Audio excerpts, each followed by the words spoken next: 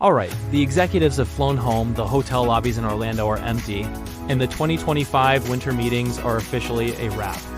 For the New York Yankees, this wasn't a week for some blockbuster splash. Instead, it was all about strategic patience, navigating a storm of rumors, and dropping some carefully chosen words. The big question on every fan's mind is simple. What's next? Did Brian Cashman and his crew do enough to start closing the gap in the AL East, or is the real work just getting started? Today, we're breaking it all down. We'll get into the final quotes from Brian Cashman and Aaron Boone, unpack what's really going on with Cody Bellinger, analyze the holes that still need plugging, and of course, see what the Pinstripe Alley community is thinking. Let's get right to the guy everyone is talking about, Cody Bellinger. Coming into the meetings, bringing Bellinger back was framed as the Yankees' #1 priority, and as we leave Orlando, that hasn't changed.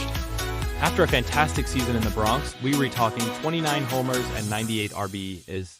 He re-established himself as a premier talent, opted out of his contract, and landed at the top of the Yankees' wish list. Brian Cashman has been pretty direct, saying, "Cody Bellinger would be a great fit for us." I think he'd be a great fit for anybody, and he's not wrong. Bellinger's ability to play multiple outfield spots at a high level is a massive asset. But here's the wrinkle. The Yankees lineup is undeniably lefty-heavy. Cashman even admitted it, stating, "We're obviously too left-handed with guys like Jazz Chisholm, Trent Grisham, Austin Wells, and Ben Rice all swinging from that side of the plate. Adding another lefty feels a bit counterintuitive." However, Bellinger is a special case. He hits lefties and righties well, a point Cashman was quick to make. His strong reverse splits make him the exception to the rule. He's the rare left-handed bat who doesn't create a platoon headache. He actually solves one. The real issue, as always, comes down to money in the market.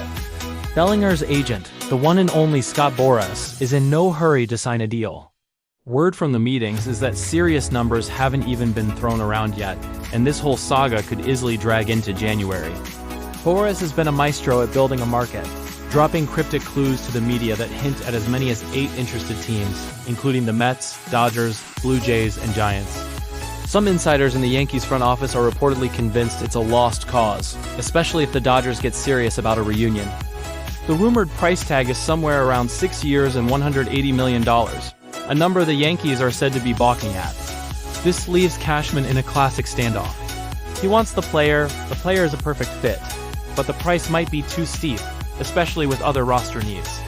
So, if it's not a massive spending spree on free agents, what's the plan? Brian Cashman's comments this week were very telling. He kicked off the meetings by pushing back on the idea that the roster needs a major overhaul, saying, "We have really good players on this roster and we are covered in most all areas that you need to be covered." For a lot of fans, that comment landed with all the grace of a lead balloon. After getting bounced by the Toronto Blue Jays in the ALDS series that put the team's best flaws on full display, hearing that the roster is mostly set feels less than satisfying.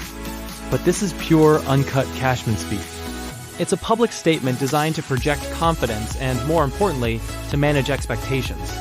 The key phrase he dropped was his interest in challenge trades. This is the real story of the Yankees offseason.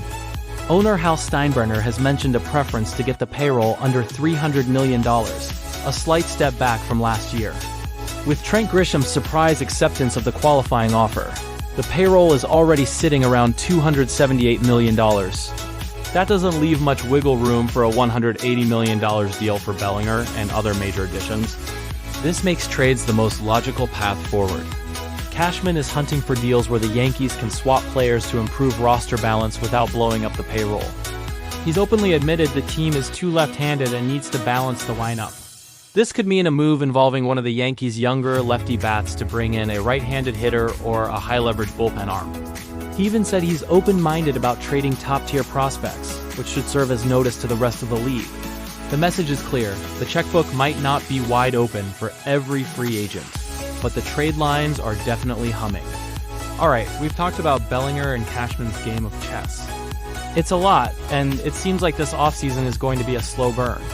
Before we get to the state of the bullpen and what Aaron Boone had to say, if you were enjoying this breakdown and want to stay on top of every rumor and move this winter, do us a favor and hit that subscribe button. And while you're at it, click the like button and drop a comment below. Should the Yankees pay whatever it takes to bring Bellinger back? Let us know what you think. Beyond the outfield, the most glaring need is in the bullpen. While getting David Bednar and Camilo Doval midseason gave them a shot in the arm, the bullpen as a whole was a source of frustration. The Yankees did bring back lefties Tim Hill and Ryan Yarborough, but they are still on the hunt for reliable, high-leverage arms to build a bridge to their closers. Devin Williams, a key part of last year's bullpen, is now with the Mets on a 3-year deal, and Cashman confirmed the Yankees never even made him an offer. That tells you the front office is looking in a different direction. Rumors have connected the Yankees to trade targets, with Brewers reliever Trevor Medgel being a name that makes a lot of sense. The Rays' Pete Fairbanks has also been mentioned as a guy who could be a dominant setup man for Bednar. This is where Cashman's challenge trade philosophy will really be tested. Can he use the farm system or a redundant player on the big league roster to get an arm that can shorten games? The Blue Jays are reportedly making a hard push for free agent closer Robert Suarez, which would make the Yankees' biggest rival even tougher. The pressure is on Cashman to make a countermove. Sitting on your hands while your division rivals get stronger is not exactly a winning formula. Adding another elite reliever isn't a luxury. It's a must-have to survive in the meat grinder of the AL East. Manager Aaron Boone also had plenty to say in Orlando, and his comments offered a fascinating glimpse into the team's mindset. He called the 2025 Yankees the most talented roster he's ever managed, which just makes the ALDS exit against the Blue Jays sting that much more. Boone didn't pull any punches when talking about their rival, admitting, "They kicked our butt," but he was quick to note that both teams finished with the same 94-68 record, arguing that the gap between them is small. Closing that gap, he says, is as simple as playing better against them. To do that, Boone is banking on internal growth.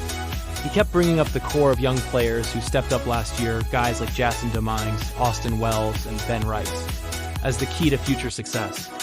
He also pointed out that he usually doesn't recruit his own free agents, like Bellinger, because they already know what the Yankees are about. His focus is on the players already in-house and getting them ready to take that next step. It's a message of continuity and confidence, a belief that the pieces for a title run are mostly already there. The question is whether that confidence is justified or if it's papering over the very clear cracks that October exposed. So as the curtain falls on the 2025 winter meetings, the Yankees' path forward is becoming clearer, even if it's far from complete. Priority number one is still Cody Bellinger, but that deal is no sure thing and will likely play out as a high-stakes waiting game with Scott Boras. The main strategy, driven by payroll concerns, is to get aggressive on the trade market. Brian Cashman is looking for those challenge trades to balance his lefty-heavy lineup and, crucially, to add a high-leverage arm to a bullpen that desperately needs one. The message from the front office is one of calculated patience, not panic spending. They believe in their core, they believe in their young guys, and they believe the gap between them and the top of the league is smaller than it looks. Now, the real work begins. The rumors of Orlando now need to become real-life transactions. The rest of the offseason will tell us if this patient, trade-focused approach is the one that finally ends the championship drought. Thanks for tuning into our winter meetings finale here on Pinstripe Alley. We'll be here covering every move all winter. What's the one trade you think Cashman has to make before opening day? Drop your thoughts in the comments below. Don't forget to subscribe, and we'll see you next time.